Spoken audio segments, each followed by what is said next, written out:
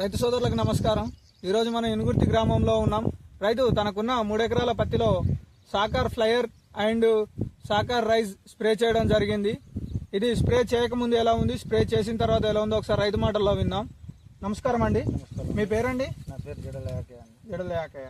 Okay అండి, flyer and rise spray చేశారు కదా, స్ప్రే చేయకముందు ఎలా ఉంది, చేసిన తర్వాత ఎలా ఉంది? చేయకముందు 3 తాపు పెయిన్ ఉండండి, చేసినాక పెయిన్ ఇట్లా సాపుగా వచ్చింది, ఆకు కూడా తేడాగా ఉందండి. నీట్గా వచ్చిందండి? నీట్గా వచ్చింది, ఎలాంటి దోమ లేకుండా, పచ్చదోమ ఏం లేకుండా తేడాగా ఉంది. మంచిగా గ్రోత్ వచ్చింది. సైడ్ బ్రాంచెస్ కూడా వచ్చాయండి? మంచిగా వచ్చినాయండి. ఎరుపు గిట్ల ఏమన్నా ఉందా అండి? ఏం లేదండి, ఎరుపు లేకుండా మంచిగా నీట్గా వచ్చింది. ఒకసారి మొక్కను చూద్దాం. సాకార్ ఫ్లయర్ వాడడం వల్ల తెల్లదోమ, పచ్చదోమ, పేనుబంక, పిండి నల్లి, ముడత ఎలాంటివి లేకుండా మంచిగా సైడ్ బ్రాంచెస్ ప్లస్ గ్రోత్ రావడం జరిగింది. ఈ సాకార్ రైస్ వాడడం వల్ల మంచిగా ఎరుపు లేకుండా మంచిగా లేత ఎగురుతోటి గ్రోత్ రావడం, మంచిగా నీట్గా ఉండడం జరిగింది. తోటి రైతులు వాడచ్చా అండి? వాడచ్చండి. ఓకే అండి.